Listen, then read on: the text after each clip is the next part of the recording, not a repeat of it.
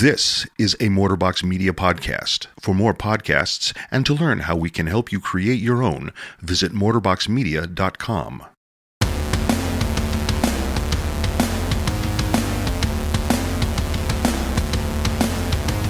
Welcome to Women AF, where we are second guessing ourselves all the time. I'm your host, Nicole, and I got with me my co-host, Danny. Hello. And Carrie. Hello. Hey, guys. Hello, Nicole. How are you? Oh, it took me a while to come up with that intro. I liked it a lot. Did you second guess it a lot? I second guessed it a lot. And I was like, this is perfect. All right. Go within it. How are you guys doing? What's been happening? What's been going on? We bought a... Okay. So, I talked about our appliance conundrum. Your fridge died. I know that. Yeah. Fridge died. We had to replace that. Our dryer... you know the blades inside your dryer? Yeah. Like it's got blades around, like 3 of them fell off. What? And it like we had to dry everything in like 2 cycles for it to get dry. Like it was, so that was dying. The dishwasher works fine, but the racks are breaking. Like all the little prongs, and like to replace the racks is like the cheapest I found is like $180 a rack. Oh, what? Like almost the cost of the dishwasher itself. Yeah. And then our water softener is like dead. So, Good God, girl. yeah. So, I mean, we kind of assumed something like this would happen because all of the appliances in the house were original to the house, and the house was built in 1985. So, like, we really were coming to the end of their life, right? Wow, that's a long time for Right. dishwasher and everything. Yeah, we even had somebody come out and look at the fridge, and he's like, yeah, they don't even make this fridge anymore, so like I can't even fix it because there just aren't even any parts. So when it dies, you're just gonna have to get a new one, or whatever. They said something similar about the water softener, though that actually died 3 years ago. We just haven't replaced it, and we have hard water in Wisconsin, and like I can tell. So like we need to get on that. We just kept putting it off, but okay, so Daniel, we think, was able to actually fix the dryer, which is, we're going to test it this weekend. I will be so impressed. Let us know. I know, right? Yeah. So fingers crossed that worked, because that'll at least extend it a little bit. And then I randomly was like, I wonder if I could find a dishwasher, because it's not even like the dishwasher is broken. We just need to replace the racks, right? But if we're going to spend over $300 to replace the racks, we might as well get a new dishwasher. Damn, Danny, we just got a new dishwasher. I could have given you our racks. What? Okay. Yeah. Well, I don't know if they would have fit or, Yeah. you know. well, so I was like, let me randomly look on Facebook Marketplace and just see, does anyone have a used dishwasher or racks or whatever?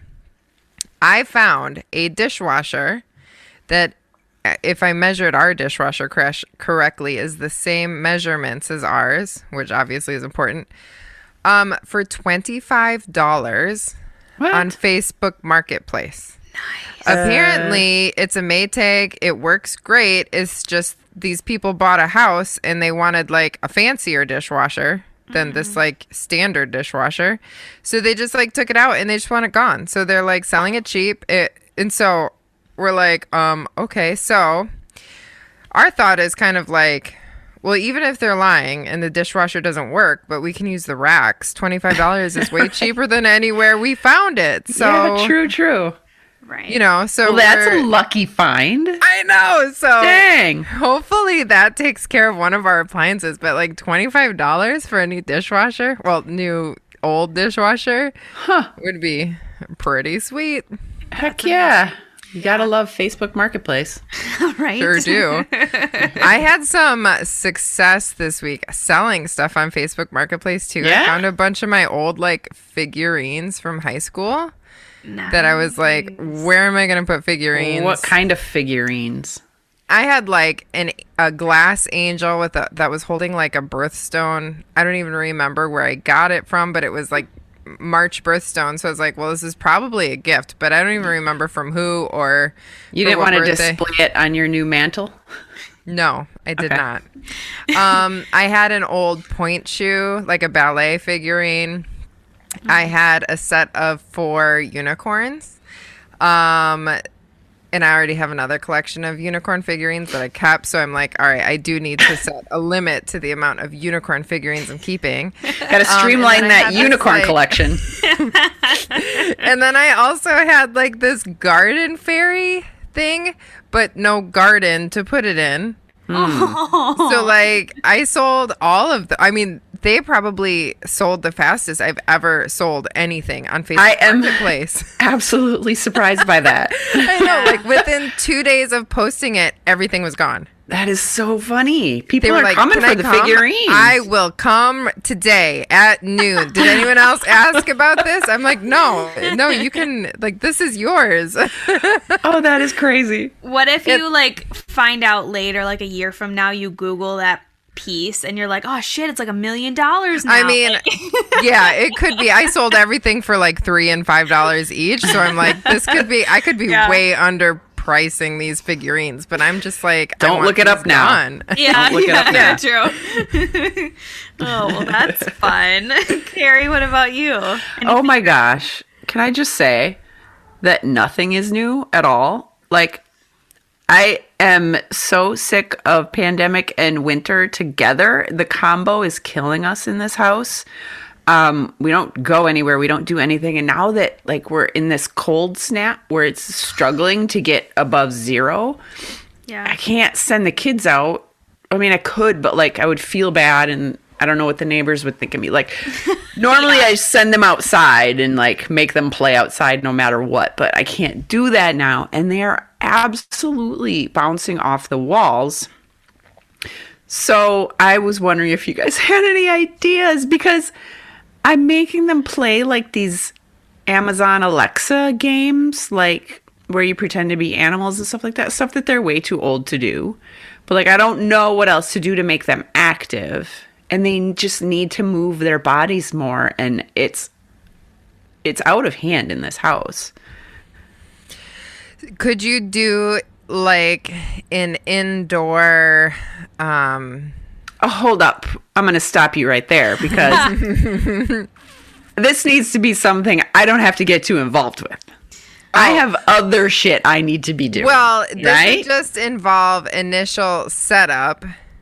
Like, I forgot what they're called, but like, what are those like things? an obstacle course? Yeah, like an obstacle course. Like maybe over the weekend you set it up and then Okay. be like, all right, time yourselves doing this. Okay. And then I can And just kind of leave it up for the week Yeah. and then see if they get better at it. Yeah. That's a thought. Okay. Yeah. Okay. Okay. And I the like best that. time gets like a candy bar or something non-sugary so that they're not bouncing off the walls more. Yes, that's You good. can also put them on cleaning competitions. Yes. Like I started doing this with my kids. Clearly, like nothing's actually getting clean. It's just No. as in like activity. I'll give Yeah. them each like a duster and be like, okay, you have the living room, you have the bedrooms. Who can do it fastest? Like your goal isn't necessarily to get things clean, but just like to get them moving and occupied. Or here's, like, because we have in our sunroom, we have like they're like French doors that separate the rooms, but they have like a bunch of little panes of window panes that get dirty. So I'm like, all right, you clean this door and you clean this door and see who cleans these faster. They do actually really like cleaning our sliding glass doors. Yeah, so like some I mean, reason. So, stuff Yeah. like that. I mean, especially if you can make it a competition between them. That is a maybe. Like that, they could get a little too Competitive. intense and end up beating each other up. And I Oh, okay. Or don't break need that. Okay. Let me shatter this glass as I try to clean it. I will maybe try that as a competition first and see how that goes. But I could see how I might be able to adjust that to be something that wouldn't have them at each other's throats, but would Yeah. be getting them to move. Okay. Or one more idea, and sorry, I just this one came to All my the mind. ideas, please. You could do like burn boot camp style, where you're like, okay, who can do the most jumping jacks, or the most burpees, or the most jumping on one foots, or whatever. Yeah. Because it's super physically active. It's competitive without being like physical with each other. Yeah. And then maybe they'd wear themselves out enough that. I could even do the whiteboard part of a burn boot camp. So I could set it up beforehand, again, like on the weekend, and be like, here, do this. Yeah. And have them do that every day of the week. Okay, thank you. See, this is why I come to you, and I just, because I'm just at a level where I just want to throw them out in a snowbank and say, deal with it. So, Well, it doesn't help that, yeah, you're right. They can't go outside for Yeah. long stretches. It's hard. yeah, I feel like if school won't let them go out to play Yeah. or even to wait for the bus or have parents pick them up, then I probably shouldn't do it either. Yes. Oh, God. I tried to go for a run last week on Oh, my the goodness. day that it was like -1, but -11 with wind chill. Yeah. And I was like, it'll be fine. I'll just be really quick. Because when I took River out to go potty in the yard, it didn't seem like so bad. I figured I'll just run with like an actual coat on. But what I didn't figure in was like my house was blocking the wind. So like when I Yeah. got onto the path that had no wind blocking it, my legs actually got so cold that I started to be concerned about frostbite because I couldn't, when I touched my legs, I could not feel myself touching I my believe legs. that. They were that cold. I believe and that. so then, like, when I turned around to come back, like, I started to have a hard time running, like, moving my legs because they were so cold. Oh, no. And then I was like, oh my goodness, what if I'm, like, actually doing damage to myself by being out here? Because, like, it was, like, if my legs touched, like, if they brushed, it, like, hurt so bad. Oh, and so I was just, no. like, Yeah. trying to hurry, but then it was so cold that I couldn't move very fast. Oh, and yeah. like, obviously You bit there off was more than nobody you could else chew, out didn't you? There because nobody else was like. Yeah, and then when I got back, I had windburn on my face so bad you could see like the line of like the headband, like the ear warmer I had on, like it was like bright red where Yeah. my face wasn't covered. It's the wind that'll get you. Yeah, it was a I good have look. been still going out for just short walks, even though it's freezing, but I've got, you know how I like to do double pants. I do my double pants and then just get as much clothes on as I can and like kind of wrap a scarf around my whole face and go out like that. And it was funny because I was walking today doing that and I passed someone else doing the same thing. And we were both like so bundled, like I could barely see just like a little bit of her eyes, right? And she can barely see that. And we both just like lift up a mitten, like hi, you know, like you can't even say hi to each other. We're just like, burp, you know, it's kind of cute. Little marshmallows. Yeah. You got to get out of the house though. Jeez. Yeah. Somehow, some way. Spring can't come fast enough. That's all I can say. No, I'm so excited for spring. I'm so excited for just not -0 weather. True. Yeah, agreed. Agreed. Well, in my house, I have to share a story because I feel like it kind of sums up our last few episodes. So my oldest is 4.5, and I've been kind of picking her brain to be like, oh, what are you going to do when you grow up? Just to see what her answers are. And the other day she put all of her stuffed animals out in a circle around her, and she grabbed a bunch of books and she said, Mommy, I'm reading to all of my stuffed animals like a teacher does in class. And she even named all the stuffed animals people in her class, and I'm like, oh boy. So she was pretending to be her teacher. So me being me, I was like, oh, Mally, do you want to be a teacher when you grow up? Like, do you think that's what you want to do? And her reply was like, she scrunched up her eyes like adults do when they're trying to explain, like, no, like she scrunched up her eye and she goes, no, Mom, I'm going to be a kid when I grow up. Oh, That's awesome. Everybody is. It's fine. that's cute and I love it. That is so cute. Yes. Oh dear. It was definitely one that I wrote down in her book. It's gonna be fun, Aw. Aw. I'm a kid and I'm a grown up. It's doable. right? Yeah. It's Yeah. totally feasible. It's Yep. Yeah. All right. Well, today we are going to talk a little bit about that, not feeling like we know what we're doing, that type of imposter syndrome. So I'm excited to get into that. Do you feel totally out of touch with the outside world? Do you want to stay up to date with the goings-on in the world without wanting to spend your time watching the news or reading long, boring articles? Enter the Morning Brew newsletter. It's a 5-minute read, keeps me up to date with the world around me, and is informative and witty. And it's free. The Morning Brew even has industry-specific editions. If you want a slightly more drilled-down update on what's happening in your specific industry, like retail, tech, or marketing, if you want to stay informed without being overwhelmed, sign up for free by going to our website at womenafpodcast.com and clicking sponsors. So today we are going to talk about imposter syndrome. It's funny because when we discussed this topic, I started doing all my notes for them, and I started having imposter syndrome just thinking about hosting this episode. I'm like, I don't know. This is running rampant in my mind. So I wanted to quick talk a little bit about what it is so that everyone kind of knows. What I found that people with imposter syndrome often believe that they do not deserve what they have achieved in life. They attribute their success to luck or interpret it as a result of them deceiving others into thinking they are more intelligent than they are. So, when I brought up this topic, I asked you ladies if you felt the same way. And I know, Carrie, you said that you resonated with this a little bit more. Oh, yeah. I mean, I've talked several times on this podcast about how I really don't have any self-confidence. So imposter syndrome is all me. It's all me. Yes. What I found too when I was doing a little bit of research on this is it's more or less, one contributing piece is when you get recognition, you don't think that you deserve that recognition. I know it's kind of hard because as a proofreader, you probably don't see a lot of that recognition. Yeah. You're the behind the scenes miracle worker, but you don't see it.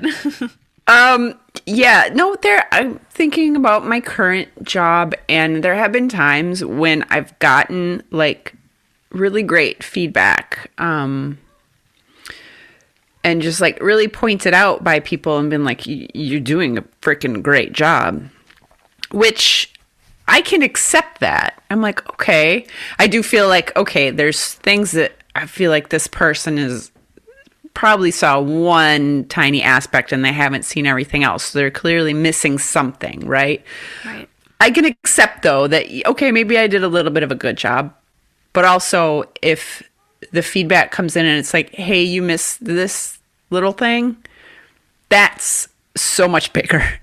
So much bigger. And I can't let it go for days. I will obsess for days. So, that to me is what's real and what's important and who I really think I am. Mm-hmm. Yeah. I read this study. Well, I didn't read the study, but someone told me about this study that said 70% of people feel imposter syndrome some way in their career. Which I thought was a high amount. That's a lot of people. That's a lot of people. That's too bad. I know. What about you, Danny? I know we originally talked and you said you're not like Carrie and I as much. What do you think?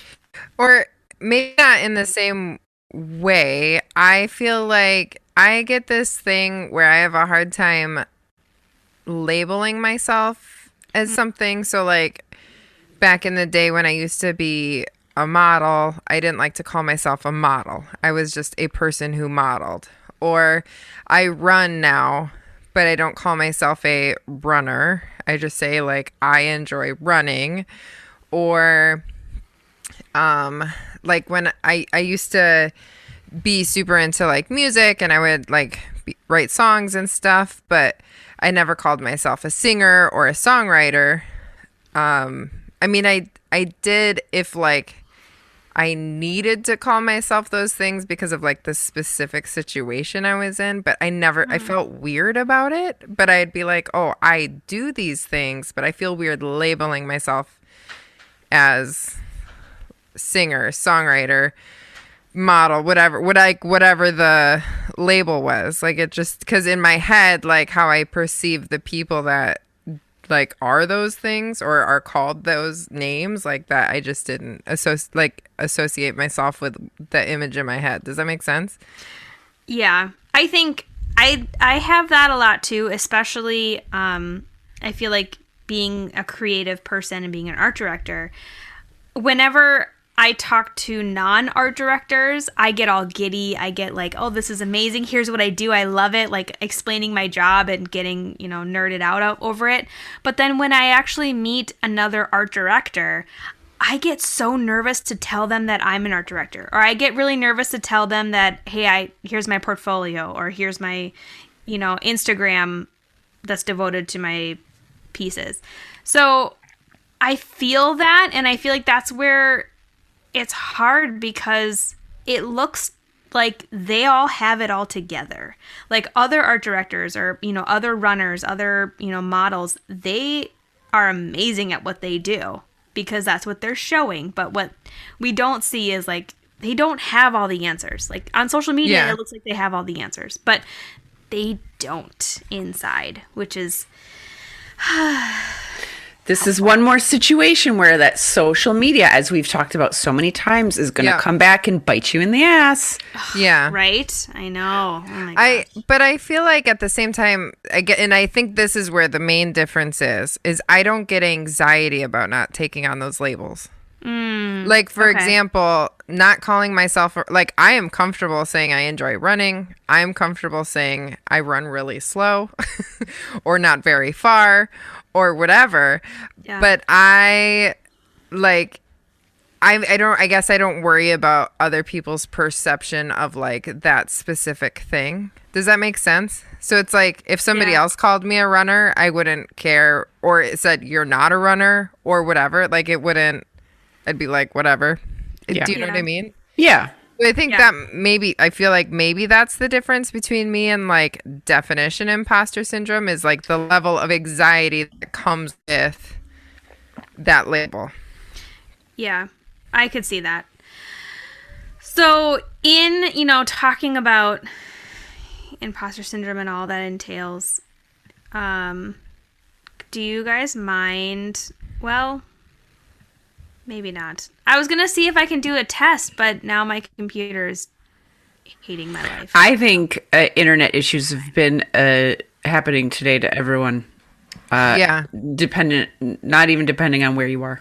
Really? It's just... I swear, it's just been everyone I talked to today is like, oh my God, my internet. Because even like before we jumped on, like I was online, and then all of a sudden my internet was like, haha, you're not online anymore. And I was like, what happened? I was literally I mean, it makes sense, like society wise. Oh, who's doing this? Adam has come through with the test. Look at you, this. Fancy all right. Pants. How the hell did you find this? Did I share this with you? This is the exact test. No, I just went to Google. Listen, you guys pay me to do this for a reason. All right. So I just went to Google and typed in imposter syndrome test. The second result was 3-minute imposter syndrome test. And you 5 minutes ago said it's supposed to only take 3 minutes. Yeah. So look at you, sleuth. All right, look at you earning your money. All right, so who's asking the questions and who's going to answer them? I will ask. I primarily want Danny to answer, but I think we should also I will talk about what my answer is, and I think, Carrie, you should talk about what yours is, too. Yeah. But Okay. when we put it on this test that Adam shows, we're just going to do Danny's answers. Okay. So Okay. I'll answer last then. Okay. A perfect opportunity to plug the Patreon, because those who are on patreon.com/womenaf podcast are able to see the test happen in real time. Dang, earning a bonus? You're good. So I will just say, too, this test is based on the work of Dr. Pauline Rose Clancy. PhD. PhD. Yeah. So it's 10 questions. We're going to go through the questions. There's 3 different variables in every single question. So I'm going to say a statement, and then you either have to decide, is it not me? Does it describe me somewhat? Or is it definitely me? So the first question is, I am disappointed with my present accomplishments and think I should have accomplished much more in life. What do you think, Carrie? Definitely me. Definitely So me. definitely me. Yep. That's definitely me, too. What about you, Danny? Not me. Really? At all? No. This is why I want to take the test, because I just can't fathom it. It's crazy. So, question number 2. I am afraid that people who are important to me will find out that I'm not as capable as I think I am. This is me 100%. Yeah. It says Totally me. as they think I am. Yeah. Not as I think I am, just to clarify. Oh, did I? Yeah, yep. Correct. So I am afraid that people who are important to me will find out that I'm not as capable as they think I am. All day, every day. Right? I know. Not me. Damn it. We're going to find one. It's fine. Question number 3. If I'm going to receive a promotion or gain recognition of some kind, I hesitate to allow myself to believe in it until it's an accomplished fact. I don't even think this one's me. Like, Yeah. I'll take it. Give me that promotion. Give me that recognition. It's fine. You know. Right. But you're not second guessing it, being like, they're not going to actually give it to me. No. Or like something else is going to happen. No, that's weird. Yeah. No, same. no offense to anyone. I do somewhat. Like, it depends on who it is, who's telling me this. Like, if I don't trust them, then I'm going to be like, yeah, you're right. I'm not going to get that. I also feel like there's some variation to this question in the sense where it's like, if somebody says you're one of the people up for this award or promotion, then it's like, well, then I'll wait until it's for sure. If it's like me up against other people, then it's like, sure, it's a possibility, but I'll wait and see what really happens. But if they're like, no, we're giving you this promotion, or no, you have earned this reward, then yeah, I don't assume that they're going to take it away from me. That would be silly. I think that would, no offense to people who feel that way. But. Right. All right, so do not me, Adam. Not me, yeah. Okay, question number 4. I often compare my ability to that of those around me and think that they may be more intelligent or somewhat more deserving than I am. That's me. I mean, yeah. Yeah, that's definitely me. No question.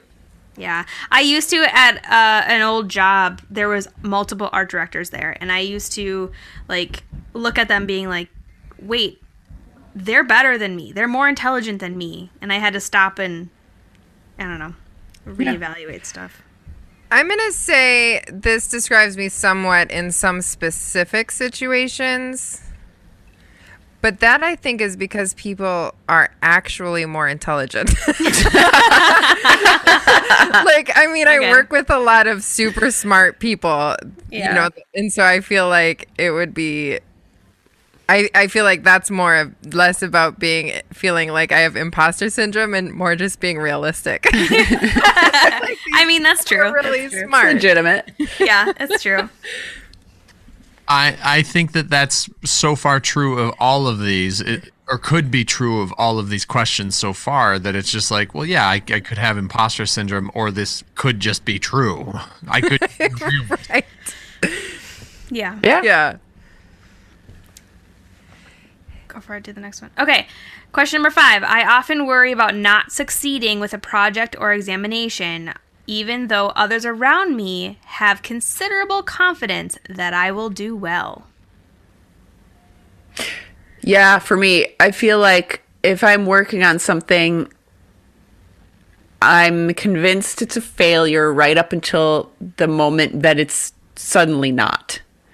When I'm like, oh, I guess I did it. You know? Okay, I got it. All right. You know, like the whole process of doing the thing is like, forget this. Why am I doing this? I can't handle this. Oh, I guess I did it, you know? Yeah. What about you, Danny? I'm literally the opposite of you, Carrie, where I'm probably over optimistic about almost everything I do, where it's like, nope, this is going to go fine. And then if it doesn't go fine, I'm like, well, I didn't see that coming. So I would say not me again. Wow. Dang, we need to take lessons, Danny. Yeah. All right, question number 6. If I receive a great deal of praise and recognition for something I have accomplished, I tend to discount the importance of what I've done. I kind of talked about this earlier. Like, I'll take it, Yeah. but like, I'm always kind of like, well, I've also fucked up a lot too, you know, like, so yeah, a little bit. Yeah, I think for me too, what's hard about this is like I've worked with a team most of the time. So a lot of times when I get recognition, I want to say, no, it's not just me. There's 5 other people that did this too. Like I don't know. But Yeah, same, Nicole. And I would say it describes me somewhat because it's also that because I feel like it's very rarely that I work on something entirely by myself. Like I'm almost always collaborating with other people, whether it's for work or like stuff at home or whatever. So it's usually never just me who should get the credit anyway. But also, I think like with society expectations, like I always feel prideful about when I probably could take all the credit because I feel like, I don't know, Yeah. it like is that thing that like women feel like, oh no, I need to be humble. No, I can't. Like, I don't want to. Do you know what I mean? So I have that internal battle too, where it's like, I feel like I shouldn't make a big deal about it, even if I want to, or think that I deserve to. You know what I mean? Yeah. Interesting. So I would say describes me somewhat. all right, question number 7. I sometimes think to myself, I must have obtained my present position or gained my present success because I happened to be at the right place at the right time and or I knew the right people. This is a hard yes for me. This one's not as hard for me. Really? Yeah. Yeah. Well, I could go on and on about this, I think, but maybe after the quiz I will. So this one's weird because this, again, is not because of imposter syndrome, but I 100% know that I'm in my position because I knew the right people at the right time. Yeah. You know what I mean? Like I had the right, not like I feel like I'm deserving of my position, but I mean, I only knew that my company had a job opening because I knew somebody that worked there. And I only got from that department into my current department because I had a friend in this current department. So it's like, you know. Yeah. Yeah. And I mean, I know that factually that's why I have my position. yeah, I think so many of these instances can be both. They can easily be right place, right time, also totally deserving. Right. I think that's more or less how it usually probably goes. Yeah. I also think that you have to read these like these questions are like you more have to like read them as like angry. Like, oh, I only have, or like sad, like I get it. I only have this job because I knew somebody. Like what you described. Okay. Yeah, obviously I was in the right place at the right time, but then they looked at my credentials and saw that I could do this job and I earned this job. Yeah. While it's true that you were in the right place at the right time, that's not the sole thing that you look at to think that's why I have this job. Okay, that's true. So framed in that positioning, I would say not me. Because I do think I am deserving of my job. And otherwise, even if I did know the right people, I wouldn't have it. Right. Okay. All right, question 8. We're almost done, I promise. I feel uneasy and discouraged if I'm not, quote, the best, or at least, quote, very special in situations that involve achievement. I don't think that's me. Yeah, this one I had a hard time with. I think it's because, like, in the creative field, you're never the best. Like, there's always things you can do and change with it. Like, it's hard because 2 + 2 doesn't always equal 4. Like, it equals burnt sienna. Like, it's completely different answer. So, I don't know. Can you make a graphic of that? 2 + 2 equals burnt sienna. I like that. Yes, I got it from a designer, Stephen Gates. So, just Very smart. Yes, I like it. Yeah, I would say not me also for this one. I'm cool to be the crappiest at something. Yeah, I mean, I'm fine with not being the best or the most special. All right, so question number 9. Sometimes I'm afraid that others will discover how much knowledge or ability I really lack. Yes. Yeah. Oh, yeah. Yeah. Not me. I put my lack of knowledge right out in the open so that nobody has to guess. Oh, man. Hey, that works. That works. I'll say not me. All right, question number 10, last question. I avoid evaluations of my performance if possible and have a dread of others evaluating me. I really hate it. I really hate it. This one's one where I feel like I've, over the years, have come to like evaluations because they're like critiques. I've been forced with critiques all along, but I don't know. We actually just had performance reviews recently at work, and I was like just sick about it. Like I was like, oh my God, I can't hear. And it's partly just the embarrassment kind of having someone tell you how you're doing, even if it's good. Like that's just uncomfortable. Yeah. But you know, it was great. It was a great evaluation. Afterwards, I'm like, what is my problem? What is my problem? Why was I sick for 2 weeks over this? You know, that's, yeah. Our performance evaluations are coming up, and I am so excited. Oh, for God's sake, Danny. Get here. Danny.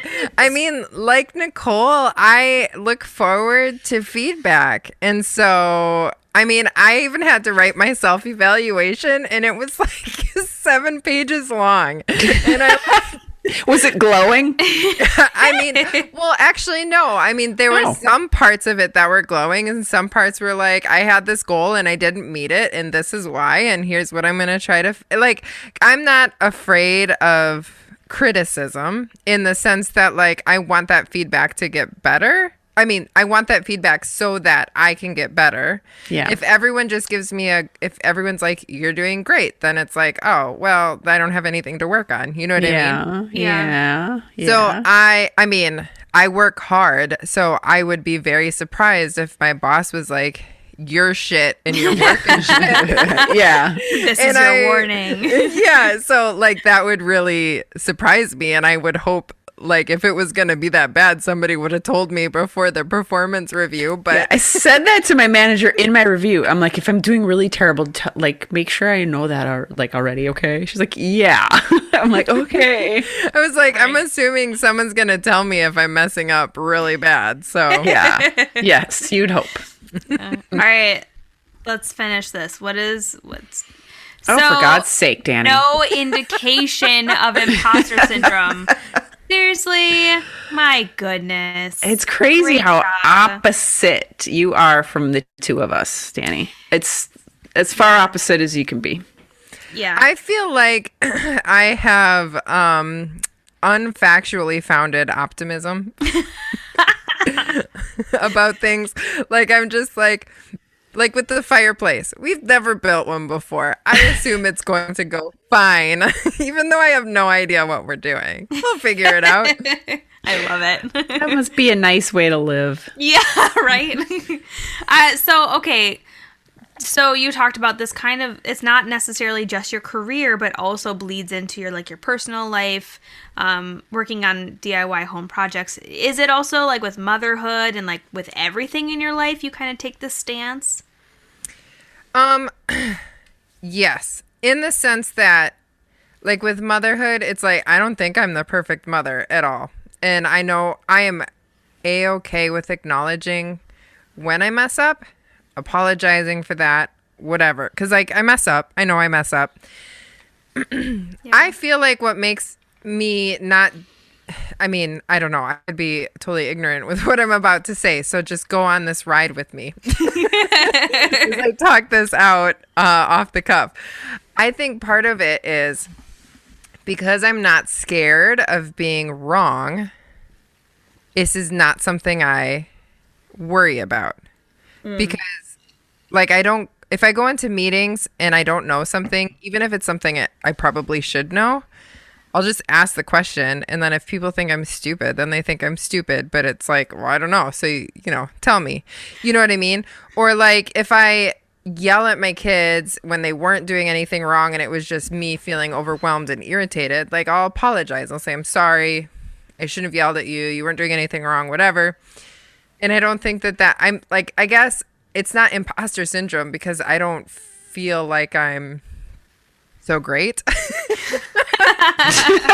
know what I mean? But like, I don't feel like I'm, acting like I'm anybody else. I'm just kind of like, oh, you're realistic. I made a mistake, or I don't know enough about, whatever the thing is. Right. I agree with you in that, like, I fully embrace being a hot mess mom. Like, I'm kind of that tornado mom where when I go over to somebody's house, I feel like I'm a tornado and like I swoop up my kids when we leave. And like, once I leave, there's just this weird settling that happens that, I don't know, it's just weird. But I think what's nice too is society now, I feel like, embraces that hot mess mom and like really hones in on, you don't have to be perfect. You don't have to be amazing. I mean, there are amazing moms out there and they're still prevalent, but it's more acceptable to be that kind of hot mess mom, so to speak. What do you think, Carrie? Yeah, I think moms are more open about that, and that's maybe the good side of social media is some people take that as an opportunity to be like, oh my God, look at the dumb thing I did today. It's funny. Like, because it's the humorous side of it, right. Which is great too. And I think you can be a hot mess mom and also an amazing mom as well. I don't think those are two sides of a coin. I think you can be both. So, there's room for all of it. Yeah. And like, I think in terms of motherhood, it's like, I love my kids so much. I do the best I can with the information I have and the energy and capabilities I'm able to perform. Because like, that's the other thing, especially like in a pandemic with all these other challenges and working and whatever, like our energy runs out, right? So like, sometimes it means more screen time. Sometimes it means I lose my temper. But it doesn't mean I don't love my kids. It doesn't mean I'm not going to apologize. It doesn't mean I'm not going to try to do better next time. And I can be super realistic about that. Yeah. Right. Yeah. I agree with that. Do you guys, so we talked about, our careers, our personal life. How do you guys feel? One of the main struggles that I had when I was job hunting and trying to sell myself for a job, I felt that imposter syndrome heavily while going into interviews, while trying to, finesse my portfolio, my resume, my cover letter, all of that. How do you guys feel? And I'll look to you first, Danny. How did you feel going about job hunting and trying to sell yourself? I told you I lied on my resume to get my first job, right? Oh, yeah, I remember that. I remember that. I was an actual imposter. Look at you. Okay, all right. Yeah. So I guess it goes back to that idea of being realistic in my head, right? Like if I'm in an interview, I'm going to be honest about what I can do. And if it's something I don't know how to do, I will say, I can learn it. I learn quickly. I'll figure it out. I know how to use Google. I can learn that. Right? And so, I mean, I don't know if this is the best approach because I've been turned down for a lot of jobs. But I think it just kind of goes back with like, look, this is who I am. You can hire me, or you can feel like I'm not a good fit, and it's probably better that way anyway, because I probably wouldn't have liked it there. You know what I mean? I don't know. Yes. I guess it's my You gotta be you. It's like, Yeah. take me or leave me. Yeah. And if you leave me, then fuck you. Then I'll cry and say fuck you. Fine. What about you, Carrie? What was the question? I'm sorry. How did you feel while you were trying to job hunt? Oh, God, it's so hard. That's when all your abilities and the inabilities you have are on display, just for yourself. Yeah. First and foremost, trying to put all that together, trying to create that resume and talk yourself up. You have to do so much thinking about, all right, why do I deserve this? But as you know, if you have imposter syndrome, you're like, do I deserve this? So yeah, it's something you have to fight through constantly. It's so exhausting. Yeah. And job hunting just kind of sucks. Whether Yeah. or not you have imposter syndrome. Yeah, It's just it's really the hardest. Yeah. It is. It's awful. I hate it. All right. Well, this was really fun. I appreciate you guys talking to me and giving me your perspective. If anybody wants to know a little bit more about imposter syndrome, one reference that I used was the Crazy One podcast, episode 69. Stephen Gates. He's amazing. I love his podcast. You can listen to that. If you want to talk to us, tell us how you feel. Do you have imposter syndrome, or are you cruising like Danny and just rocking life? Let us know. You can reach us at womenafpodcast@gmail.com. You can, all the social media platforms, Facebook, Instagram, Women AF Podcast. Just look for us there. And Patreon, if you love this show and you want to support us, you can give us a rating and review, as well as join our Patreon. That's patreon.com/womenaf podcast. Well, thanks for talking, and we are Women AF, and we know you are too.